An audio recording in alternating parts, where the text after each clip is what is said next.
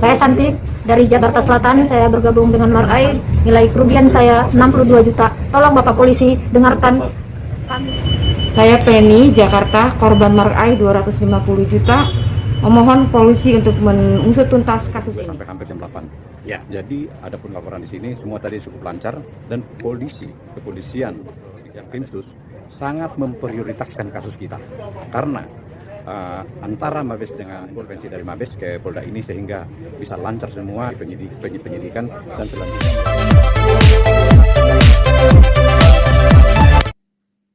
Ya, selamat pagi kawan-kawan korban Makai. Ya, saya mau update ya kawan-kawan bahwa saya sudah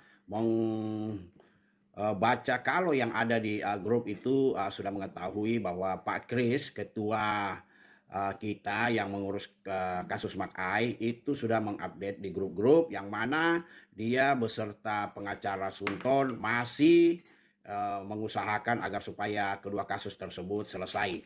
Makai masih LP belum naik ke penyidikan, kemudian yang Sunton itu sudah ke penyidikan, pengacaranya itu Pak Farhan ya.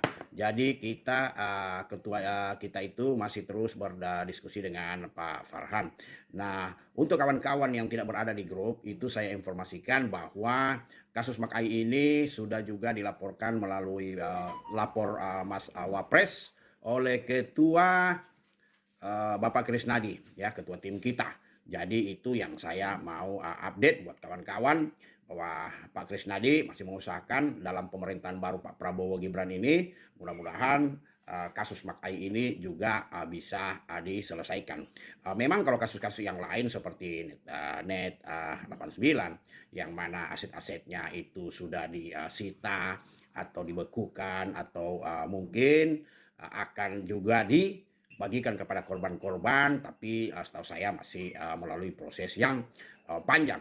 Tetapi kasus Makai ini memang tidak kita ketahui asetnya masih ada berapa atau ada di mana, tapi setidaknya kalau direktur Makai ini masih ditangkap, masih dikejar atau sudah ditangkap, tentunya itu bisa ditelusuri.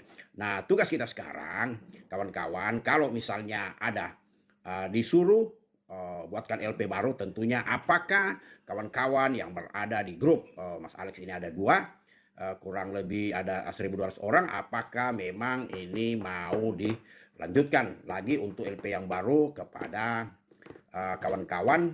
Karena kalau dalam pemerintahan yang baru ini kalau misalnya disuruh buatkan, tentunya kita akan buatkan seperti yang ada di data kita sebanyak kurang lebih 3.000 orang atau 800 miliaran, karena di LP pertama itu hanya dicantumkan 1,8 M karena agar cepat-cepat kita laporkan kasus pada Oktober 2022 itu kita cepat-cepat ingin selesaikan atau LP kan supaya tersangkanya atau penipunya ini tidak kabur.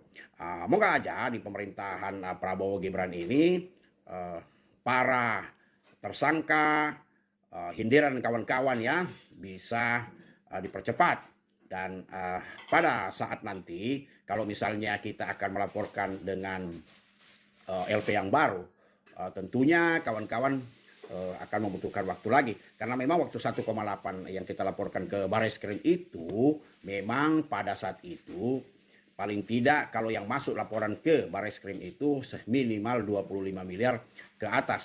Nah, saat itu kan waktu kejadian hari besoknya, waktu scam itu hari ini, hari besoknya kan kita langsung laporkan kasus Makai itu ke sana, ke Barreskrim. Kemudian dilimpahkan ke Polda Metro Jaya. Tetapi di Barreskrim itu, LP itu keluar dari Barreskrim kawan-kawan ya, pada Oktober, kalau tidak salah 2021 akhir gitu ya.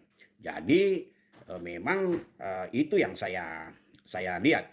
Jadi dilimpahkannya ke Polda Metro Jaya itu karena kurang dari 25 miliar. Padahal kita juga sudah buatkan laporan susulan untuk tambahan beserta dengan data-data kurang lebih 800 miliar lebih dari grup yang masuk dan yang WA dan yang mengirim berkas-berkas semua itu sudah kita tambahkan ke sana. Jadi itu laporan tambahan.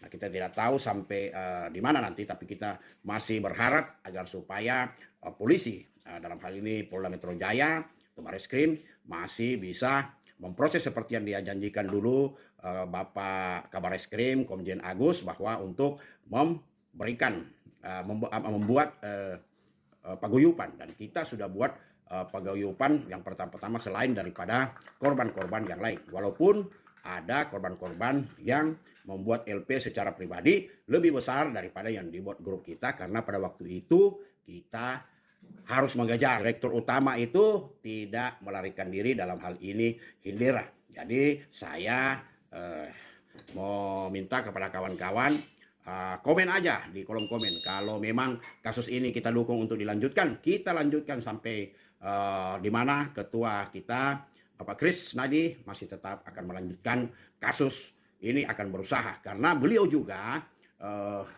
banyak ya kerugian di Makai, dan saya juga bertiga banyak.